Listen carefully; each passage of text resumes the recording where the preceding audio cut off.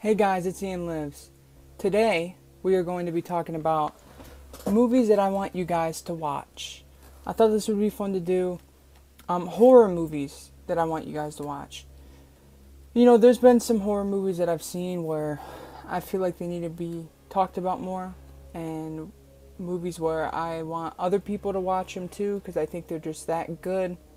I've been purposely watching obscure, unknown movies to try to strike gold.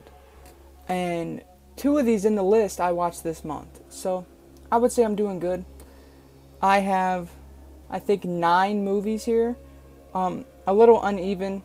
I just kind of threw this together. Some movies that I think are pretty underrated or obscure or overlooked. So yeah, I hope you guys enjoy. The list is in no particular order. I'm just going to go through them. The first one on my list is Retribution, which came out in the 80s, and it's not talked about at all. Now, I don't really want to say too much of what it's about, because I think it's really good if you go into it blind. But it follows this guy who tried to kill himself and failed. He's still alive. But when he killed himself, when he jumped and he fell, this super evil guy died. And their souls kind of swapped. So you have this guy who doesn't really know why he's feeling strange. The guy who tried to kill himself. He starts feeling strange. And at night, he starts doing stuff. There's great kills in here. They use like telekinesis, which is very interesting in a horror movie. And you have great performances. Like, Retribution is such a hidden gem. I love Retribution.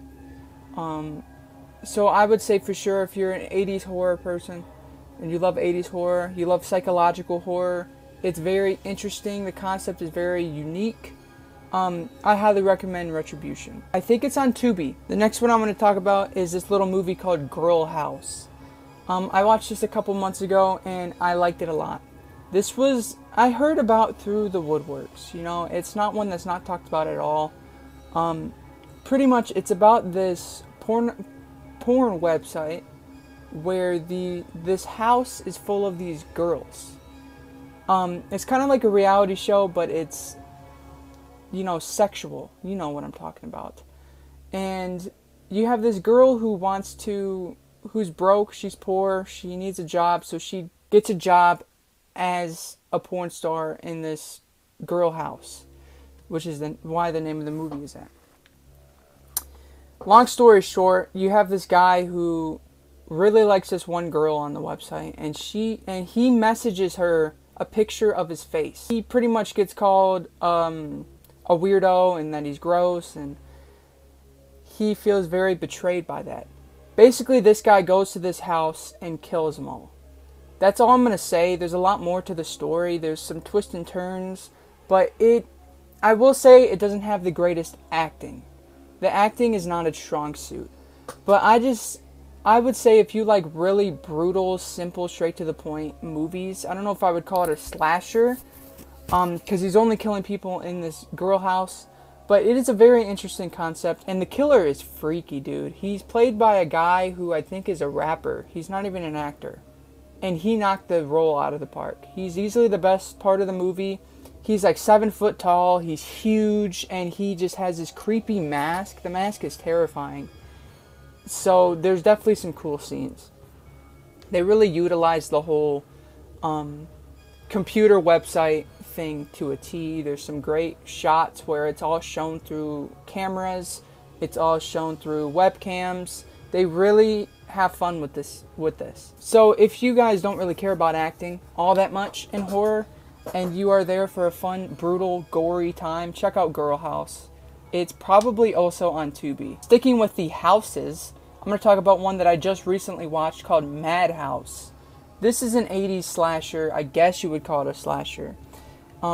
It's about this girl who has a twin sister who's in the hospital because she has something wrong. She has a disability. Basically, this sister was mean to the sister who's not in the hospital. She had a dog who every single time that it was the sister's birthday, she would send the dog to just harass the sister. Pretty much what the movie's about is her doing that. She escapes the hospital and does that on the girl's birthday. It's a little absurd. It's a little out there, for sure. And it goes in so many weird directions. I would say the first half really focuses on this dog, just messing people up. You get some great kills with the dog. You get some scary shots of the dog. I mean, I'm kind of freaked out about dogs, especially lately. Like, just dogs that are, like, very mean, just freak me out. The final act, you get this twist that is so... It's messy at first, but then you let it go on. You let the movie ride out, and it starts to make sense. There's a scene in here that involves the dog, where someone is doing harm to the dog, so I will warn you on that. It even bothered me, and that type of stuff doesn't really bother me in movies. It's pretty brutal. This is just a fun slasher. It's just a blast. It's very weird. It's very unique. It stands on its own. So, Madhouse, I would highly recommend. Also on Tubi. Next up is one that I watched not too long ago called American Gothic. I remember always seeing the poster art on like a DVD or something in the stores when I was younger. I finally found it on Tubi, and I watched it, and it was very, very, very good. If I remember correctly, it's about this group of characters who go on a trip, and their car breaks down or something happens, and they end up on this house with this old lady, this old woman, and their son, and their daughter, which is creepy. Now they start getting weirded out immediately, because these people are just acting very strange. And then, of course, they start killing them. It's very Texas Chainsaw-esque. I will say that. I think any movie that's about a killer family killing these people whose car broke down, it's always going to have the Texas Chainsaw Massacre vibes to it. Some really funny dialogue in here. This is a very campy, cheesy movie. It's not something to take completely serious, but there's some damn good moments. And yeah, there's a lot of weird shit that they throw in here. It's just fun. So I highly recommend American Gothic. Next up is one that just came out on Shudder. Maybe a month and a half ago. It's called You'll Never Find Me. This was just a Shudder original that got pushed out onto the platform, and I saw it, and I was so shocked by how good it was. It's a very, very, very interesting movie. It's very independent, very low budget. The two directors that worked on it, it's their directorial debut. Full length. They did some shorts. Basically, it's about this guy in like a trailer park, I guess you could say. Yeah, it's a trailer park. And there's this huge storm going on. And he gets a knock on his door at like 3 a.m. And it's this girl who says that she is lost, she needs a phone. And the whole movie, you really don't know. You know that someone's bad. Someone's going to do something bad, or somebody is a bad person, but you don't know who it is. Is it the girl or is it the guy? And the whole movie is this big mystery. I will say it's kind of slow. The pacing is very slow. But the sound design is incredible. Like, the storm sounds and everything are just great. And that final act took me on a ride. It's not what you expect at all. It's very, very, very smart with what it does. And I highly recommend You'll Never Find Me. This should be talked about way more. This should be talked about as much as Late Night with the Devil. Even though I like Late Night with the Devil way more than this. As far as it goes, Shudder Originals, this is one of the best ones. And probably the second best one to come out this year. So You'll Never Find Me. I gotta give it up to the directors. They made something very interesting, very unique, very of its own. So please go check that one out. I highly recommend that one. Next up is one I also just recently watched. And it's, I think, from 1989. It was put out by Vestron. Which, of course, they also have the physical media line. So it's also on Blu-ray from them. That's Parents. Parents stars Randy Quaid. Basically, it's about this family that moves into this new suburban area. And it takes place in the 50s. And pretty much you follow their son, this little kid. And he suspects that his parents are cannibals. It's very, very, very... Like, it's a horror comedy. It's even labeled as a horror comedy, but the comedy is very dry. It's very raw. It's not like a laugh out loud comedy. Based on like that plot, you would think that it's simple. You know, this kid's trying to piece clues together. But no, it gets very psychological, and it gets weird. It's hard to explain this movie. It tries to picture I called it like the 50s magazine family. You know how like those 50s newspapers always had the family drinking Coke or eating dinner? This kind of feels like they were trying to captivate that type of feel, but make it very dark, very creepy and mysterious. So I highly recommend Parents. It's also on Tubi. Next up is Roadgames, which this isn't a full-on horror movie. It's more of a thriller. It's from the 80s, and it has Jamie Lee Curtis in it. And pretty much it's about this guy who's going on a trip, and he hitches this girl. Pretty much it's about this... It's hard to like even explain it, and I don't fully remember it. It's been a while. There's this killer... I'm drawing a blank now. I'm sorry I can't really explain Roadgames right now. I know that it'll come to my mind probably right after I stop recording. It's just very good. It's really good. I remember being bummed out about the ending because it's very straightforward. They don't do any twists, any weird directions. They kind of just go with the beaten path, which I was a little disappointed about, but I still love Roadgames. Next up is one I've talked about before because I'm just such a huge fan of it, and I actually have it on DVD. That's Daniel Isn't Real. You got the son of Tim Robbins and the son of Arnold Schwarzenegger in here. They are both in here. So I guess it's the Nepo Baby movie. It's a very low budget on purpose. You know, it kind of feels Sam Raimi-esque because the CGI is horrible, but I feel like it's kind of like on the same level as Drag Me to Hell.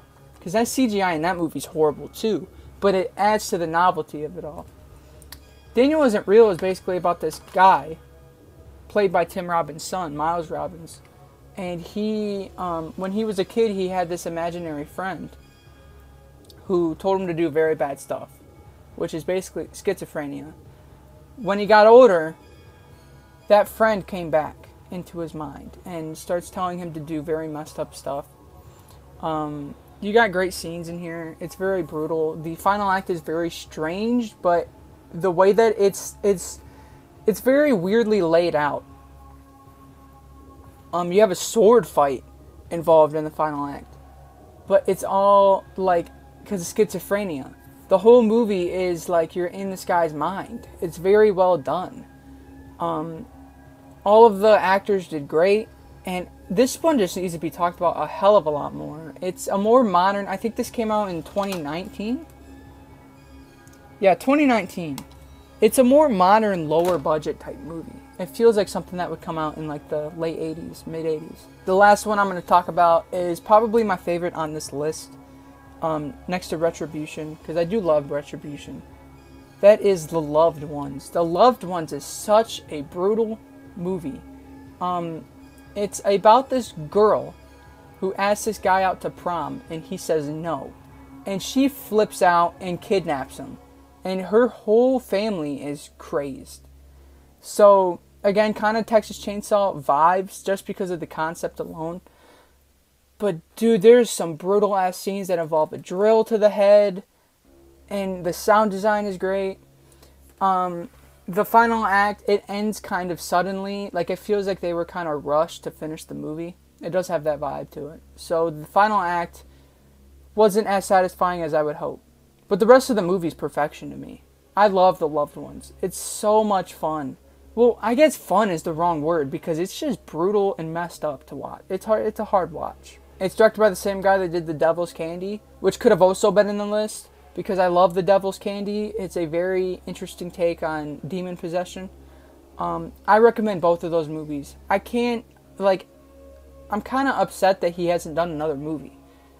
If this director did more movies, he could be one of my favorites of all time. Because those two movies alone are some of the best of modern horror. But The Loved Ones is definitely one of the best of modern horrors. I would probably put it way up. Maybe even top 30 horror of all time for me. Maybe less. But yeah, The Loved Ones. If you're going to watch any of these on the list, I would say Retribution, The Loved Ones, and Parents. Those are the three. If you don't want to watch them all, I would say those three. Check them out if you haven't. I hope you guys enjoyed this video. I've been wanting to make a video like this for a while. I've just been putting it off. But I got a little list going. If you guys want to see a part 2, I'll come up with something. I'll come up with some more movies. I'm still trying to find some more hidden gems for sure. Let me know if you guys have seen any of these. Let me know your thoughts on them. Let me know if you watched them after the fact of this video. Let me know your thoughts on them after you've seen them. Please subscribe to the channel. It means a lot. Please follow my Instagram at @IanLives_, and follow my Letterboxd at wehateian. I hope you guys enjoyed the video. Leave a like. Love you guys.